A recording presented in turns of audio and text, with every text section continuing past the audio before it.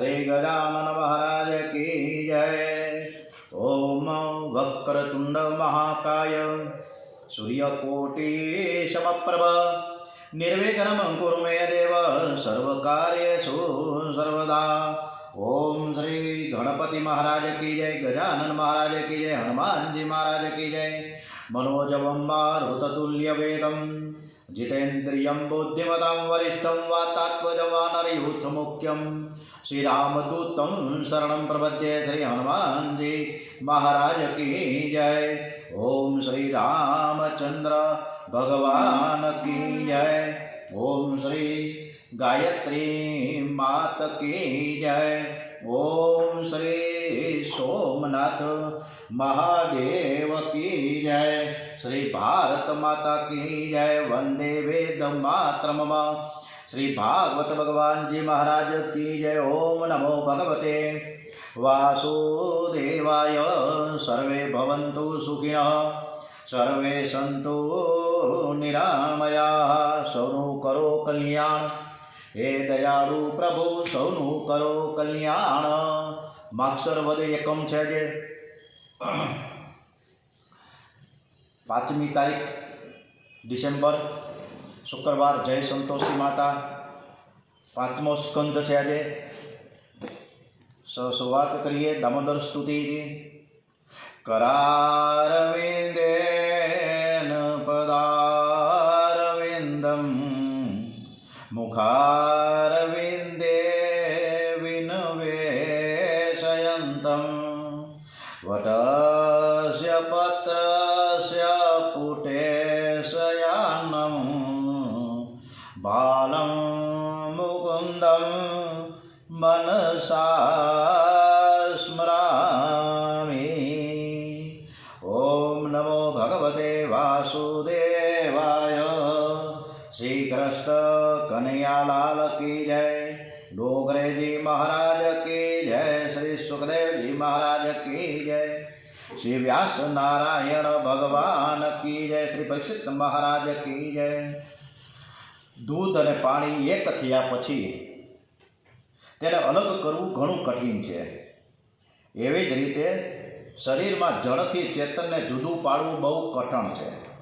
પરમહંસો શરીરથી આત્માને જુદો પડે છે તેમ માને છે કે હું શરીરથી જુદો છું, હું પોતે પરમાત્માનો અંશ છું, દેહનું સુખ એ મારું સુખ નથી, દેહનું દુઃખ એ મારું દુઃખ નથી, હું તો આનંદ સ્વરૂપ છું। 5મ સ્કંદમાં પરમહંસોની કથા કહે છે। શ્રીમદ ભાગવત પરમહંસોની સંહિતા છે। જ્ઞાની પરમહંસ ઋષભદેવજી છે અને ભગવત પરમહંસ ભરતજી છે। આજે 5મા સ્કંદમાં આપણે ભરતજી અને ઋષભદેવજીની કથા તરફ આગળ વધીએ છીએ। જ્ઞાની પુરુષો જગતના પદાર્થ સાથે પ્રેમ કરતા નથી, તેઓ ફક્ત ઈશ્વર સાથે પ્રેમ કરે છે। જ્ઞાની શરીર છે, જ્ઞાની શરીર વિષ્ઠા મળમૂત્રથી ભરેલું છે એમ માનીને દેહનો મોહ છોડી દેવાનું કહે છે। ત્યારે વૈષ્ણવો માટે આખું જગત બ્રહ્મ રૂપ છે। परीक्षित राजाए सुखदेव जी ने प्रश्न कर्यो।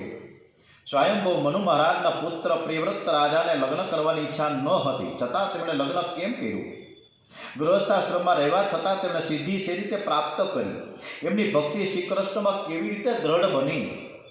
सुखदेव जी महाराज कहे छे कि राजन, घर संसारे भक्ति में बाधक थाय छे, कारण के गृहस्थाश्रमी होय ते मित्र शत्रु चोर के सेठ में संभाव राखी सकतो नथी। त्यारे श्री कृष्णनो गृहस्थाश्रम एवो हतो के सर्व में संभाव राखता था। आ माटे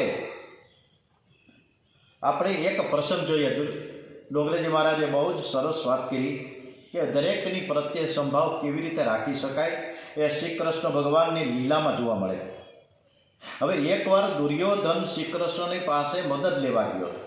पहला आज दुर्योधने श्री कृष्णनु भर सभामां अपमान कर्युं हतुं, छतां ते नफट थईने तेनी पासे मदद करवा आव्यो, मांगवा आव्यो छे। साधारण मनुष्य होय तो क्यारे पोताने थयेलो अपमान भूलतो नथी, पण आ तो भगवान हता अने तेथी मदद मांगवा आवेला दुर्योधने मदद आपवा कबूल थया। अने ए समय अर्जुन पण मदद माटे तेनी पासे आव्या। अर्जुन अने दुर्योधन बंने तेनी पासे बैठा छे। दुर्योधन भगवान ने कहे हूँ प्रथम आव्यो छुं, जेथी प्रथम हूँ मांगीश।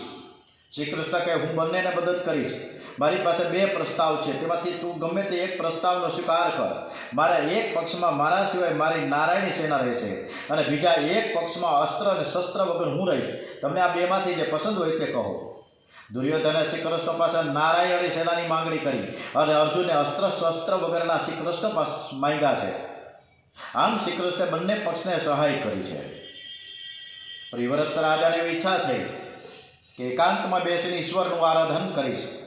અને ત્યાં બ્રહ્માજી આવ્યા. બ્રહ્માજી પ્રિવ્રત રાજાને કહે છે કે પ્રારબ્ધ ભોગવ્યા વગર છૂટકો નથી. મને પણ પ્રવૃત્તિ કરવાની ઈચ્છા નથી, છતાં પણ પરમાત્માની આજ્ઞામાં રહીને હું પ્રારબ્ધ કરું છું. તમને વનમાં જવાની હજુ વાર છે, તેથી ઘરમાં રહીને તમે ભક્તિ કરો. જે જીતેન્દ્રિય છે તે ઘરમાં રહીને પણ ઈશ્વરનું આરાધન કરી શકે છે. જે જીતેન્દ્રિય નથી તે વનમાં જાય તો પણ પ્રમાદ કરે છે. ભાગવત છે એ સર્વને માટે છે. ઘર છોડીને તપશ્ચર્યા કરનારા માટે અને ઘરમાં રહેનાર માટે ભાગવતની કથા એ માર્ગદર્શક છે. એવું નથી કે ઘર છોડનારને જ ભગવાન મળે છે. પ્રહલાદજીને ઘરમાં જ ભગવાનના દર્શન થયા હતા. ઘરનું વાતાવરણ પ્રતિકૂળ હતું, છતાં પ્રહલાદ ઘરમાં જ ભજન કરી શક્યા છે. મનુષ્ય જીવનમાં લક્ષ્ય નક્કી કરવાની બહુ જરૂર છે. લક્ષ્યને ધ્યાનમાં રાખી બધો જ વ્યવહાર કરો. ઘર ભક્તિમાં બાધક છે એમ માની ભરતજીએ ઘર છોડીને વનમાં ગયા, તો ત્યાં પણ એ ભક્તિ ન કરી શક્યા. જ્યાં જાઓ ત્યાં પંચ વિષયો સાથે જ આવે છે. ઘરમાં રહીને ભક્તિ કરવી હોય તો પ્રહલાદનો આદર્શ નજર સમક્ષ રાખવો. વનમાં રહીને ભક્તિ કરવી હોય તો ભરતજીનું જીવન લક્ષ્યમાં રાખો. પ્રિવ્રતે લગ્ન કર્યા પછી તેને ત્યાં અનેક સંતાનો થયા. પ્રિવ્રત પછી અગ્નિગ્રહ રાજગાદી ઉપર આવ્યા છે. આ અગ્નિગ્રહના ઘેર થયા નાભી રાજા, અને નાભી રાજાને થયા છે ઋષભદેવ પુત્ર રૂપે પ્રગટ થયા છે. ઋષભ એટલે સર્વથી શ્રેષ્ઠ. ઋષભદેવ જ્ઞાન અવતાર છે. ઋષભદેવમાં બધા જ સદગુણો છે. ઇન્દ્ર એક વખત મેઘોને આજ્ઞા કરી દે કે વરસાદ ન થવા દેશો. ઋષભદેવ શું કરે છે તે મારે જોવું છે. ઋષભદેવે યોગ બળથી એવો મેઘો ઉત્પન્ન કર્યો. ઋષભદેવ પોતાના સંતાનોનો ઉપદેશ આપતા કહ્યું છે કે નાયમ દેહો દેહ ભાજમ નૃલોકે કષ્ટાન કામાન હરતે વિંક ભુજામ યે તપો દિવ્યમ પુત્રકાયેન સત્વમ શુદ્ધ યદ્યસ્માદ બ્રહ્મ સૌખ્યમ તન્મતનમ. માનવ શરીરથી તપ કરવા માટે છે. સંસાર સુખ તો પશુ પક્ષી પણ ભોગવે છે. જે તપ કરતો નથી તેનું પતન થાય છે. મહામૂળો માનવદેવ વિષય ભોગમાં વેડફી નાખશો નહીં. સર્વમાં પ્રભુને નિહાળો. જીવ માત્ર ઉપર દયા રાખો. કોઈ પણ જીવની હિંસા ન કરો. નાળિયેરની અંદર કાચલી હોય છે અને કાચલીની અંદર કોપરું હોય છે. કાચલી કઠણ હોય છે, કોપરું કોમળ હોય છે. કાચલીમાં સ્વાદ નથી, સ્વાદ તો કોપરામાં છે. આમ કાચલીને કોપરું એક નથી, છતાં નાળિયેરમાં જ્યાં સુધી પાણી છે ત્યાં સુધી કાચલી કોપરાને છોડતી નથી. તે મનુષ્યમાં જ્યાં સુધી વિષય વસ્તુ છે ત્યાં સુધી શરીર અને આત્મા જુદા છે, એનો અનુભવ થતો નથી. બહુ જ કઠિન છે. કાટલી અને શરીર, કોપરું એ આત્માને પાણી વિષય રસ છે. કાટલીને કોપરાથી અલગ કરવું બહુ જ કઠિન. એમ સંસારની કોઈ વસ્તુમાં સ્નેહ હોય ત્યાં સુધી શરીરથી આત્મા જુદો છે તેમ લાગતું નથી. નામ રૂપનો મોહ છૂટતો નથી ત્યાં સુધી આત્મા શરીરથી જુદો છે તે દેખાતું નથી. ઉલટો દેહાધ્યાસ વધે છે. સંસારના જળ પદાર્થો સાથે ઘણો સ્નેહ કરવાથી જળાધ્યાસ વધે છે. કેટલાક લોકો તેમને મહાત્મા સમજીને માન આપે છે. ઋષભદેવજીને મન કોઈ માન આપે, કોઈ અપમાન કરે તો બધું જ ખોટું છે. જ્યાં માન નથી, જ્યાં અપમાન નથી, જ્યાં સુખ નથી, જ્યાં દુઃખ નથી, એ આનંદમાં ઋષભદેવ સ્થિર છે. પરમાત્મા સત્ય છે, આનંદમય છે. ઋષભદેવ પરમાત્મામાં સ્થિર છે. ઋષભદેવને લોકો બહુ ત્રાસ આપવા લાગ્યા.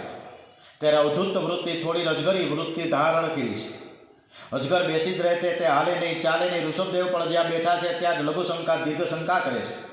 પણ પરમાત્માનું સતત ધ્યાન કરવાથી ઋષભદેવજીના વિષ્ટામૂત્રમાં સુગંધ નીકળે છે. ઋષભદેવજી કર્ણાટકમાં આવ્યા. એકવાર જંગલમાં દાવાગ્નિ સળગ્યો. ઋષભદેવજીએ તે દાવાગ્નિમાં બુદ્ધિપૂર્વક પ્રવેશ કર્યો છે. દેહ ભળે છે, આત્માને કંઈ થતું નથી. આવી આત્મનિષ્ઠા તે પરમહંસોને માટે છે. ઋષભદેવજી પરમાત્માના સ્વરૂપમાં લીન થયા. ઋષભદેવજીનું ચરિત્ર સામાન્ય માટે અનુકરણીય નથી. જ્ઞાની પરમહંસોએ જગતમાં કેવી રીતે રહેવું જોઈએ તે આદર્શ બતાવવા માટે ભગવાનનો આ અવતાર છે. હવે આપણે જળ ભરત એટલે કે ભરતજીની કથા તરફ આગળ વધીએ છીએ. ધીમે ધીમે આપણે આ 5મા સ્કંદમાં પ્રવેશ કર્યો છે. ઋષભદેવજી પછી તેમના પુત્ર ગાદી પર બેઠા, જેનું નામ છે ભરત, કે જેના નામ ઉપરથી આ દેશનું નામ ભારત પડ્યું. પ્રાચીન કાળમાં લોકો આ ખંડને અંજનાભી ખંડ એવું કહેતા હતા. ભરતજીનું મૂળ નામ અજનાભ હતું. ભરતજીને જુવાનીમાં વૈરાગ્ય થયો. જુવાનીમાં જેને વૈરાગ્ય આવે તે સંયમ કરી ભજન વધારે તો તેને વૃદ્ધાવસ્થામાં પરમાત્માની પ્રાપ્તિ થાય. વૃદ્ધાવસ્થામાં શરીરમાં શક્તિ ન હોય ત્યારે તમે ભક્તિ કરશો નહીં. શરીર દુર્બળ થાય પછી બ્રહ્મચર્ય પાળીનો કોઈ અર્થ નથી રહેતો. જેની પાસે કાંઈ નથી તે ત્યાગ કરે તેનો કોઈ અર્થ નથી. ભરતજીને ઘરમાં ગયું નહીં. રાજ વૈભવ, સુખ સંપત્તિ, સ્ત્રી પુત્રાદિ બધું જ છે. એવો વિચાર કરે કે મેં ઘણા વર્ષો સુધી સંસારનું સુખ ભોગવું, હવે વિવેકથી તેનો ત્યાગ કરીશ. બુદ્ધિપૂર્વક આ વિષયનો ત્યાગ કરો તો તે શાંતિ આપે. ભરતજી મહાન યોગી છે, મહાન જ્ઞાની છે, મહાન તપસ્વી છે. કેટલાક લોકો તેવું માને છે કે ભગવાન ઘરમાં બધી જ અનુકૂળતા કરી આપે પછી હું ભગવાનની ભક્તિ કરીશ. જિંદગીમાં બધી જ અનુકૂળતા કોઈને મળતી નથી અને મળશે પણ નહીં. પરંતુ જે અનુકૂળતા હોય કે પ્રતિકૂળતા હોય, ભગવાનની ભક્તિ છોડે નહીં એ સંત છે. સુખદેવજી મહારાજ ભરત ચરિત્રનું વર્ણન કરે છે. ભરતજી નેપાળમાં રહીને ગંડકી નદીના કિનારે તપ કરવા ગયા છે. નેપાળમાં પશુપતિનાથ બિરાજેલા છે. પશુપતિનાથનું શિવજીનું સ્વરૂપ અતિ દિવ્ય છે. ભરતજીએ સાથે કોઈ નોકર નથી રાખ્યો. એકાંતમાં એકલા બેસીને ભક્તિ કરે છે. ઈશ્વર વિના બીજા કોઈને મદદ સાથ હશે તો તે ઈશ્વર ભજનમાં વિક્ષેપ કરશે. ભરતજી કહે છે કે હું એકલો નથી, મારા ભગવાન મારી સાથે છે. ગંડકીનું બીજું નામ છે શાલિગ્રામી, કારણ કે ગંડકી નદીમાંથી અગણિત શાલિગ્રામ ભગવાન પ્રગટ થાય છે. ભરતજી મહારાજ ત્યાં તપ કરવા ગયા છે. ભરતજી સવારે 4 વાગે સ્નાન કરી કેળપુર પાણીમાં ઉભા રહીને સૂર્યનારાયણનું ધ્યાન કરતા કરતા ઓમ ભૂર્ભુવઃ સ્વાહા તત્સવિતુર્વરેણ્યમ ભર્ગો દેવસ્ય ધીમહિ ધિયો યો નઃ પ્રચોદયાત. ગાયત્રી મહામંત્રનો જપ કરવાનો એમના નિયમ છે. બુદ્ધિના માલિક સૂર્યનારાયણ છે. તેથી સૂર્યની ઉપાસના કરવાથી બુદ્ધિ સુધરે છે. આપણે પણ સૂર્યનારાયણના ઋણમાં છીએ. સૂર્યનારાયણ સમસ્ત જગતને પ્રકાશ આપે છે, પણ તે વીજળીની કંપનીની માફક ક્યારે બિલ મોકલતા નથી. સૂર્ય ભગવાન રવિવારે પણ રજા લેતા નથી. જે દિવસે તે રજા લેશે તે દિવસે જગતનો પ્રલય થઈ જશે. ઈશ્વરની મર્યાદા સૂર્ય અને ચંદ્ર પણ છોડતા નથી. તે મનુષ્ય કેમ છોડી શકે? મનુષ્યને પરમાત્માએ ઘણી સુખ સમૃદ્ધિ આપી છે. સૂર્ય ઉદય થયા પછી ભરતજી જળમાંથી બહાર આવી સૂર્યનારાયણની સ્તુતિ કરે છે. પછી દ્વારિકાધીશની માનસી સેવા કરે છે. પહેલાં પ્રત્યક્ષ સેવા કરેલી છે, હવે માનસી સેવા કરે છે. માનસી સેવા સહેલી નથી. શરીરથી વધારે પાપ થતું નથી. પાપ મનથી વધારે થાય છે. એટલે જ માનસી ધ્યાન, માનસી સેવા ખૂબ જ શ્રેષ્ઠ છે. મનથી ઈશ્વરમાં તન્મય થવું એનું નામ છે માનસી સેવા. હવે માનસી સેવાનું ફળ કેવું મળે છે એવું ડોંગરીજી મહારાજે એક સરસ મજાનું દ્રષ્ટાંત આપ્યું છે. એકવાર મગનભાઈ નામના એક વાણિયા ગોસાઈજી પાસે ગયા અને કહ્યું કે બાપુજી, હું સેવા કરવા હું ખુશ છું, પણ તેમાં એક પૈસાનો ખર્ચ ન થાય એવી ઠાકોરજી મને સેવા બતાવો. મારે એકેય પૈસો કાવડિયાનો ખર્ચ ન આવવો જોઈએ. ગુસાઈજીએ તેમને માનસી સેવા બતાવીને કહ્યું કે માનસી સેવામાં બધું જ મનથી ધરવાનું. હું ભગવાનને સવારે વહેલું 4 વાગે ઉઠવાનું, સ્નાન કરવાનું, પૂજા સ્થાને બેસવાનું, ભગવાનને સ્નાન કરાવવાનું, સરસ મજાનું વસ્ત્ર પહેરાવું છું એવો ભાવ કરવાનો, હું પૂજા કરું છું, ભોગ ધરું છું એવો ભાવ કરવાનો, ભગવાન આરોગ્ય છે વગેરે વગેરે બધું જ મનથી ધારવાનું છે. વાણીઓ ખુશ થઈ ગયો. ગુસાઈજી કે સવારમાં એવી ભાવના કરવાની કે ઠાકોરજી માટે હું યમુનાજીમાંથી જળ લઈ આવ્યો છું. યશોદા જેવી ભાવના રાખીને બાલ સ્વરૂપની સેવા કરવી. બાલ સેવામાં વાત્સલ્ય ભાવ મુખ્ય છે. સેવામાં ગાયનું દૂધ અને માખણ લાવવું, લાલાને મંગળ ગીત ગાઈને ઉઠાડવાના.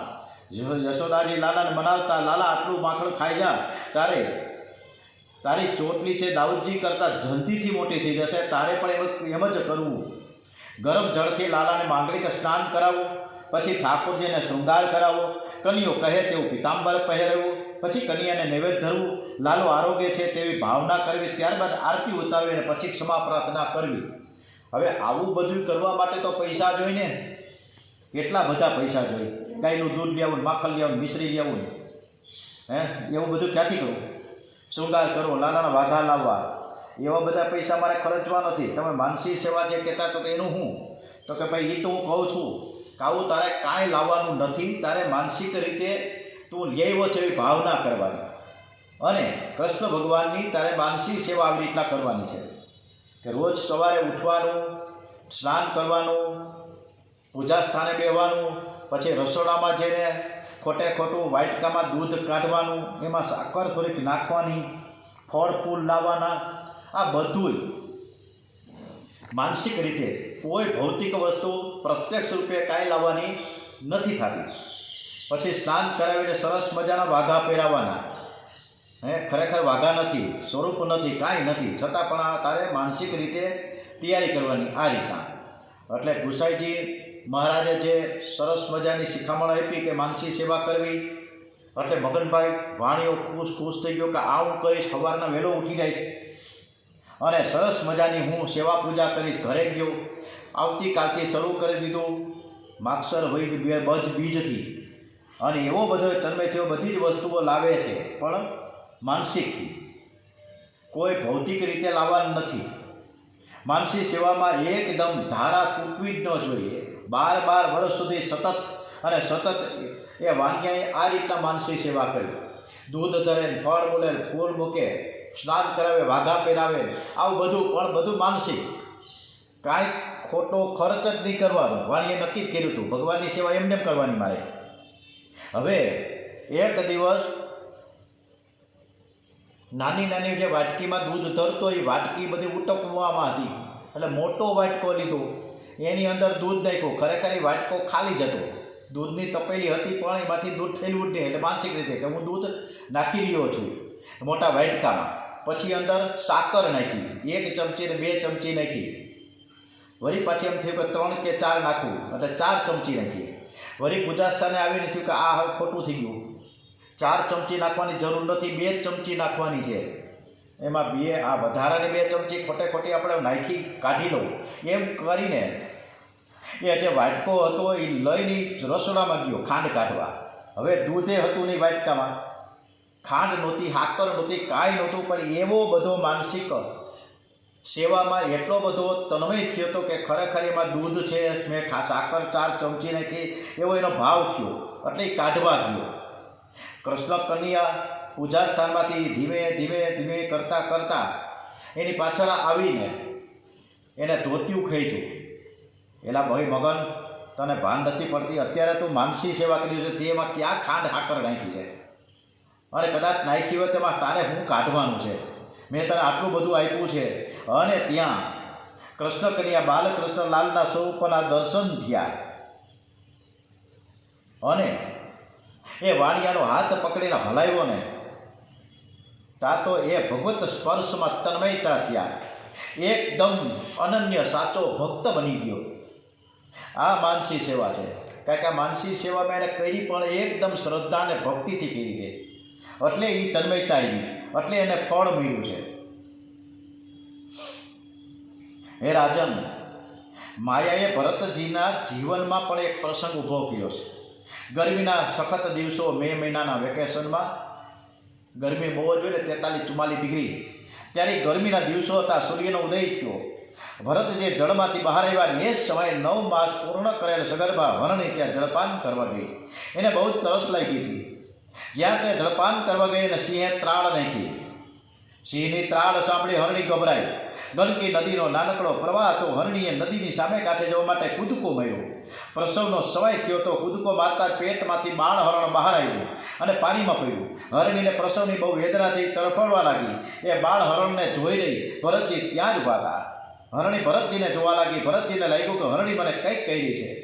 અને શું કહી રહી છે કે મહારાજ, હું મારો દીકરો તમને સોંપું છું, તેને મોટો કરજો. ભરતજીને બાળ હરણમાં શ્રીહરિના દર્શન થયા. હરણીએ જોત જોતામાં પોતાના પ્રાણ છોડ્યા છે. ભરતજી દોડતા ગયા અને તે બાળ હરણને ઉઠાવી લીધો. એને ઝૂંપડીમાં લઈ આવ્યા. ભરતજીને થયું કે આનો બાપ હું છું અને આની મા પણ હું જ છું. આનું પાલન પોષણ કરવું એ મારી ફરજ છે. ભરતજી માનવા લાગ્યા કે હું બાળ હરણનો રક્ષક પિતા છું. મારે તેનું સર્વ પ્રકારે રક્ષણ કરવું જોઈએ. જીવ એમ માને છે કે હું બીજાનું રક્ષણ કરું છું. અરે ભાઈ, તું શું રક્ષણ કરવાનો હતો? તું પણ એક વખત તો કાળનું ભોજન થવાનો જ છું. રક્ષણ કરનાર તો એ કરતા હરતા ને શ્રી હરિ એક જ છે. ભરત જે હરણ બાળને પાણીમાંથી બહાર કાઢ્યું તે ખોટું નથી કર્યું. ઝૂંપડીમાં રાખ્યું એ ખોટું કર્યું. ઝૂંપડીમાં રાખ્યું એ પણ ખોટું નથી કર્યું. પરંતુ હરણ બાળને મનમાં રાખ્યું તે ખોટું કર્યું. ઘરમાં ગમે તેને રાખો, પણ મનમાં શ્રી કૃષ્ણ સિવાય કોઈને ન રાખો. તમે જેને મનમાં રાખશો તે તમને રડાવશે, મરણ બગાડશે. મન પરમાત્મામાં જ રાખજો. આજ સુધી ભરત જે સંધ્યા ગાયત્રી કરે ત્યારે તેને તેજોભાઈ નારાયણ દેખાતા હતા. પણ હવે ગાયત્રી જપ કરતા કરતા પેલો હરણ બાળ દેખાતો. ભરતજી શ્રીહરિને માટે ઘર છોડીને આવ્યા અને હરણમાં ફસાયા. અને ભરતજી પ્રારબ્ધ હરણ બાળ સ્વરૂપે આવ્યું.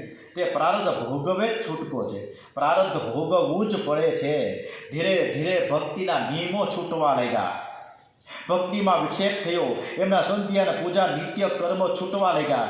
અને દિન પ્રતિદિન એમને હરણ બાળ પ્રત્યેની આસક્તિ વધતી ચાલી. અને એક દિવસ એવું બન્યું કે હરણ બાળ જંગલમાં દૂર દૂર રમવા જતું રહ્યું. રાત પડી છતાં પાછું ન આવ્યું. ભરતજી ચિંતા કરવા લાગ્યા, આજે હરણ બાળ પાછું કેમ ન આવ્યું? વૃદ્ધ પિતા જેમ પુત્રની ચિંતા કરે એમ આજે ભરતજીને બાળ હરણની ચિંતા થઈ છે. ભરતજીના મનમાં હરણ બાળનું ચિંતન ચાલી રહ્યું હતું. અને તે પેલી હરણીને અને પાણીમાં પડેલ હરણ બાળના તડફાટને ભૂલીને શીખા. બરાબર એ જ વખતે હરણ બાળ ઝૂંપડીમાં આવી ગયું. અને ભરતજી આંખ ઉગાડીને જોયું. કાળને કોઈની દયા આવતી નથી. કાળ કદી પણ એવું વિચારતો નથી કે આણે પોતાનું કાર્ય પૂરું કર્યું કે નથી કર્યું.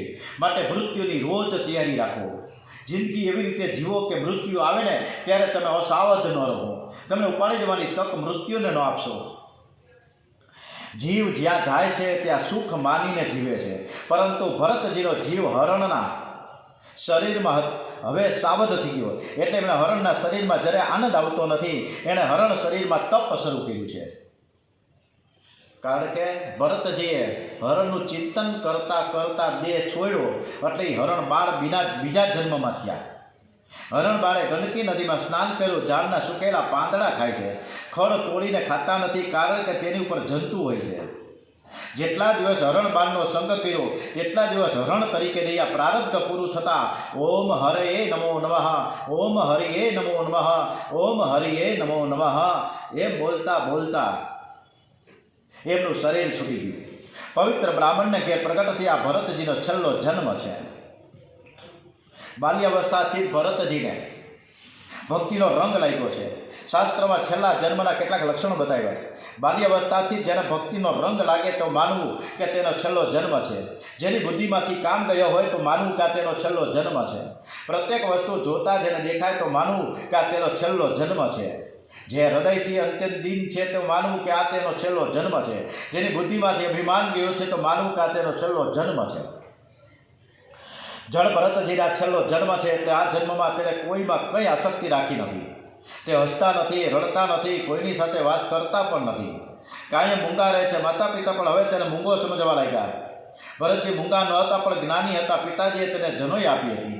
ઓમકારનો પ્રણવ મંત્ર આપ્યો. બોલવાથી સ્નેહ થાય છે. ભરતજીએ બોલવાનું બંધ કરી દીધું. મીરાબાઈએ પણ નિશ્ચય કરેલો કે વાત કરીશ તો એકલા જ મારા ગિરધર ગોપાલની કૃષ્ણની સાથે જ વાત કરીશ. હું તો બસ એક મારા ગિરધર ગોપાલને જ રીઝાવીશ. દુનિયાના લોકોને કે સદાને રીઝવવાથી શો લાભ? રામ નામ મેરે મન બસિયો, રામ રસિયો રીઝાવું રે. મેરે તો ગિરધર ગોપાલ દૂસરા ન કોઈ. પરધન પરમન હરણ કો એસ્યા બળી ચતુર. તુલસી સોઈ ચતુરતા રામ ચરણ લવલીન.